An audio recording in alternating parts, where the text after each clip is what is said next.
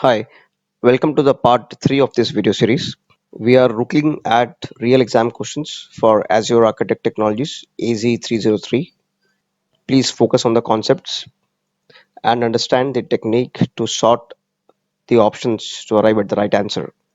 Please subscribe to my channel and like my videos. If you have any appreciation, please do drop a comment, or if you have a constructive feedback, please do drop your comments. For questions 1 to 13, please refer parts 1 to 2 of this video series. Let's jump into the questions. You may pause this video to read the questions. So basically, you are trying to create a storage account and you are doing it in East US. So what is the keyword here? This is the keyword replicates synchronously. This is one keyword. So this keyword will answer this part of the question replication. So if you have to replicate synchronously, so always remember uh, geo redundant storage and read access geo redundant storage will not help you because across the regions the sync is done asynchronously. For zone redundant, the replication is done synchronously. So this in this diagram you see these are your three data centers, or you can consider these as your availability zones. And the moment, so this is your primary zone. The moment you upload data in this primary zone, it gets replicated synchronously here to the secondary zones here and here. So when you see the final message that this file has been uploaded, that means it got uploaded not only here, but it got uploaded in all three zones synchronously. Now, common sense says this synchronous will not work for across regions. The regions are asynchronous because there is a dependency on network bandwidth, and that's why async doesn't make sense. Sorry, sync doesn't make sense. It has to be async because otherwise you as a user will get very high latency. So what it means is you will upload a file and you will have a wait time of say 30 seconds, 50 seconds.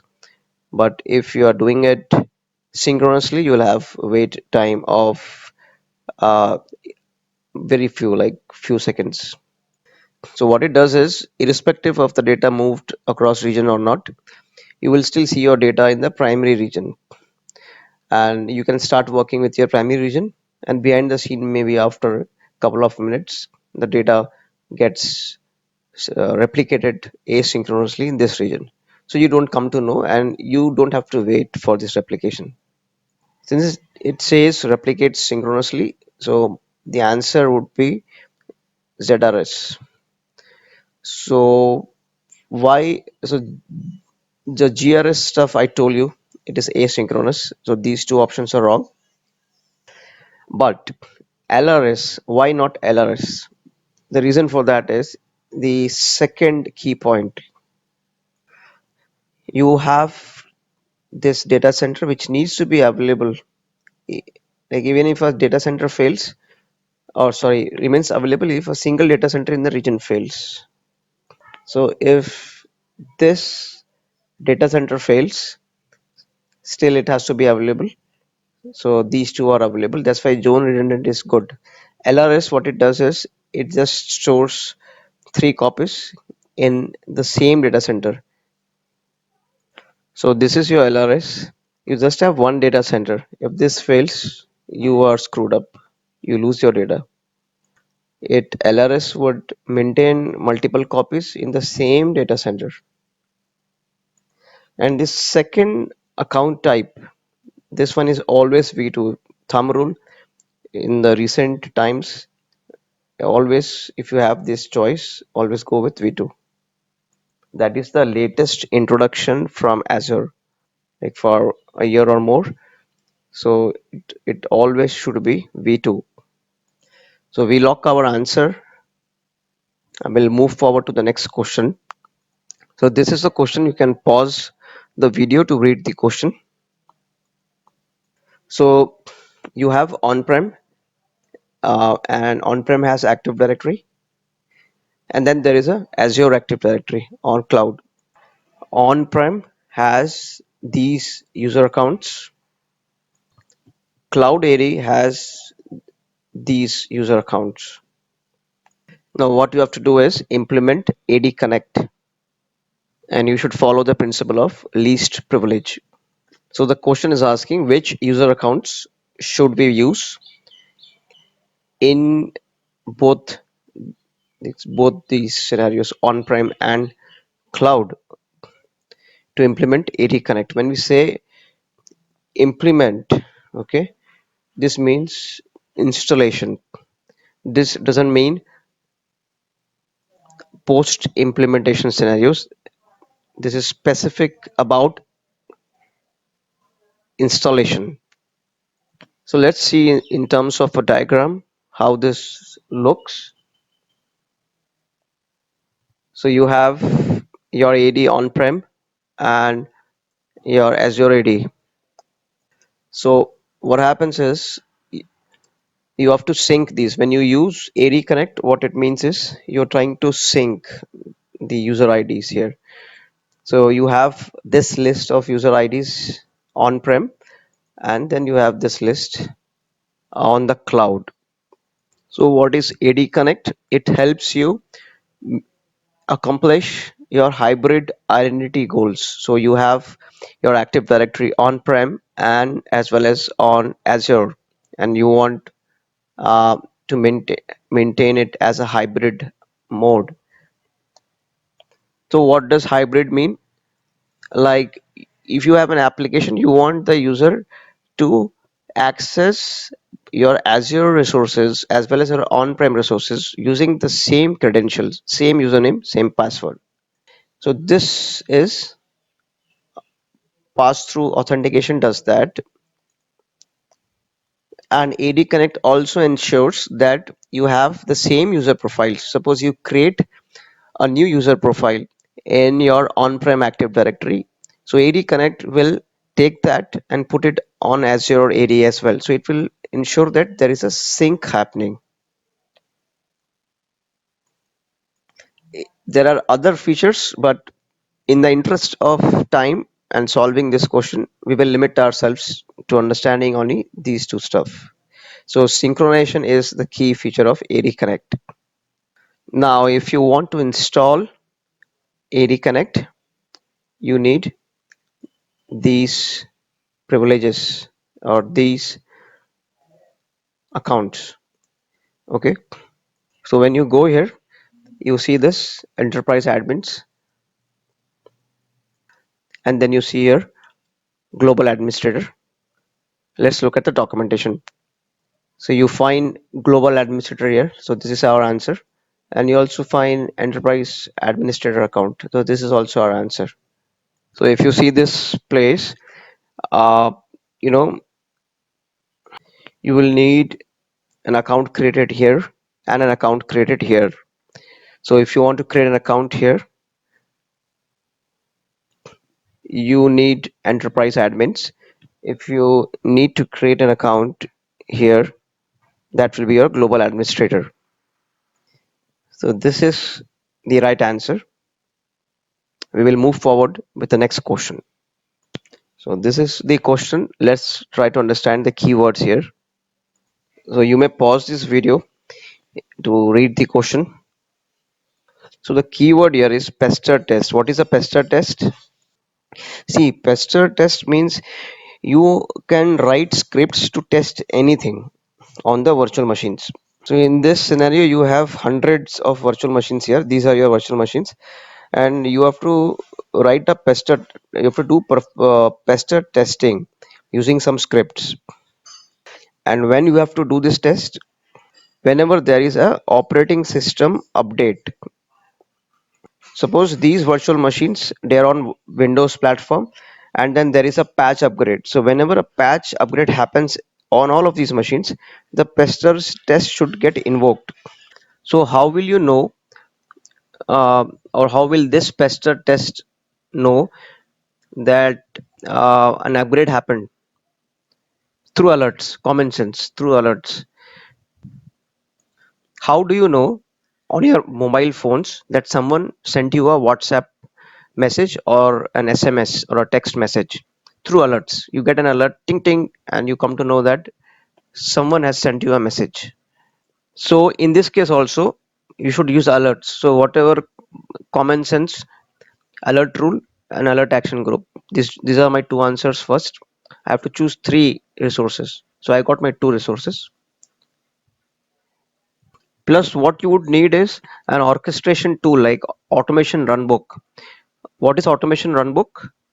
You can automate your Azure management tasks and orchestrate actions. So we will need an automation runbook so that we can orchestrate. There will be an alert rule created, and then an action group will do the actions. What are the actions? The actions are dropping you an email that there is a patch. What can be the another action?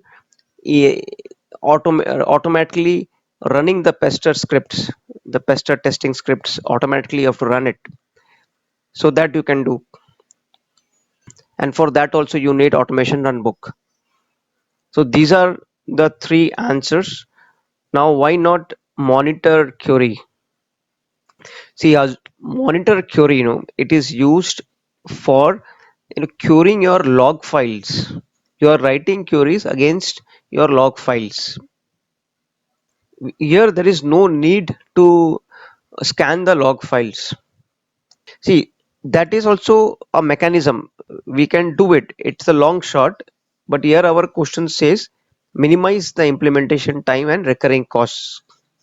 Now, option D here, this will not help you if you have created one virtual machine which has network access to 100 virtual machines. What will you do with that? How will you get intimations? How will you orchestrate certain tasks? So that's why these three are our right answers. This is question 17. See, here they are creating an availability set. See, primary purpose of availability set is to provide your application redundancy and availability. Like if one VM fails, other VM is available. So that is a logical grouping of VMs. One thing important is that there is no cost for availability set. You only pay for the VMs. That's all. So in this example, we are creating a availability set.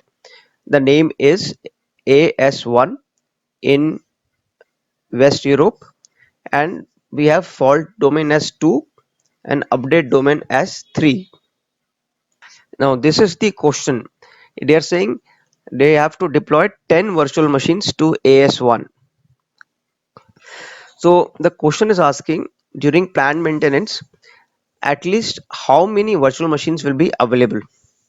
So here you have to understand the update domains is the key here, because when you're talking about planned maintenance, we are not talking about fault domains. If we are talking about disaster, then we are talking about fault domains.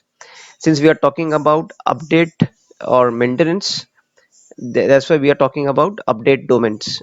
So we have three update domains. So since we have 10 VMs, if you divide into three update domains, this is how the combination will be: 3, 3, and 4.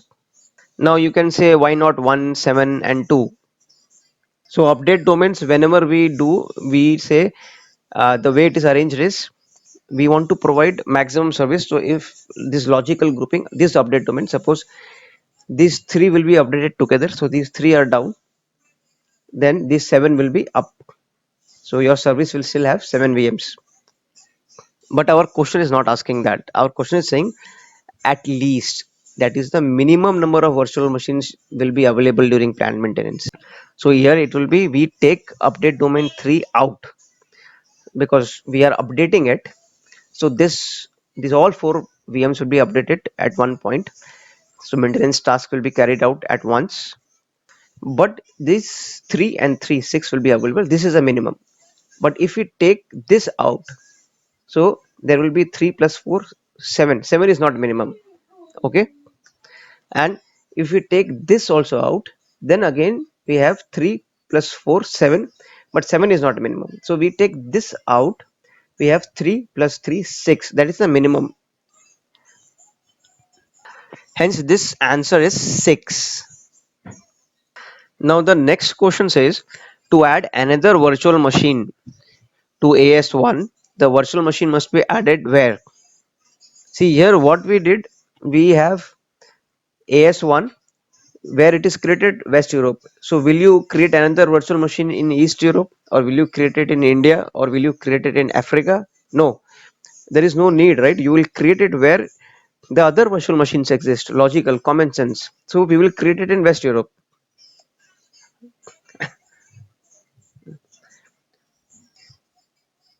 So for West Europe, you see two options. Now which one is right?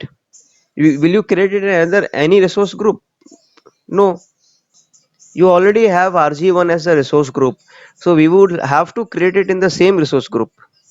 So the answer has to be this one, because we will have to create it in the same region, in the same resource group. So these are our two answers. We will move forward with the next question. So this is the question.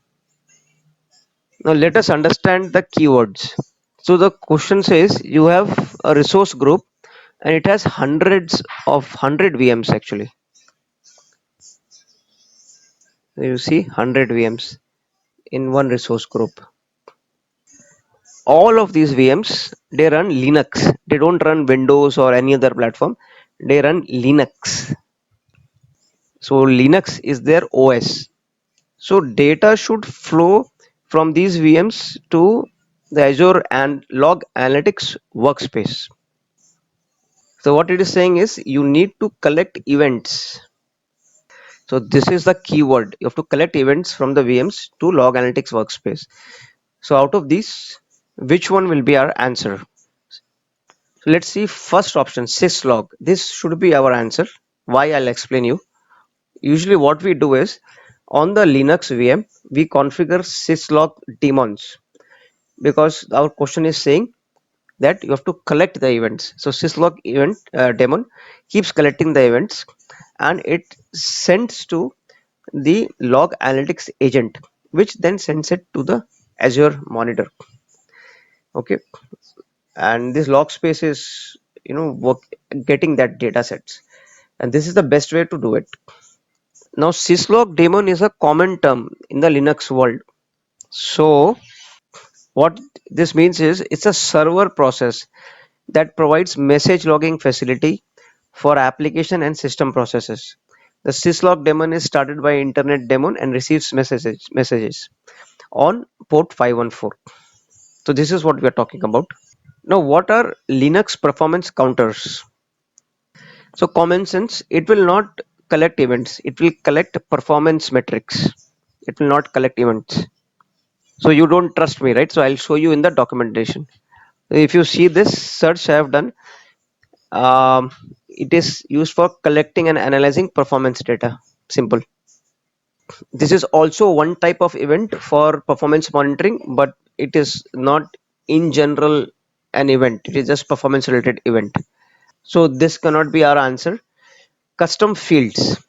So custom fields are used to maintain contact list. It is not used to collect events. So syslog is our answer. So if you see syslog, it is a protocol for tracking and logging system messages in Linux. Since this is asking which type of data source should you configure in the workspace, we go to this documentation and it clearly shows syslog is an event logging protocol that is common to Linux. Applications will send messages that may be stored on the local machine and delivered to the syslog collector. As syslog analytics agent will be installed on Linux and it will use the local syslog daemon. So exactly what I showed in the diagram. This is the diagrammatic representation. Let's see this question. So now let's see this question. So what it is saying is you have VNet 1 and you have VNet 2. Okay, and VNet 2 has this address space, and you need to create a peering between these two. Let's see this in the form of diagram. So you have VNet 1 and VNet 2, and you have to do peering. What does peering do for you? So anyone from this network can access resources from this network. So this peering uses the Azure network backbone behind it. So this VNet 2, it is using this range of IP. So here the question is saying, what should you do first? See, the main problem that I'm seeing here, no, if you see here, this is the, see, this is VNet 1, the settings, and here you say the address space, this is the address space, the same address space used by VNet 2. So you cannot have, in a VP, in the peering, you cannot have overlapping. So you cannot have same range of IPs both the places. So now what to do? So let's look for the keyword here.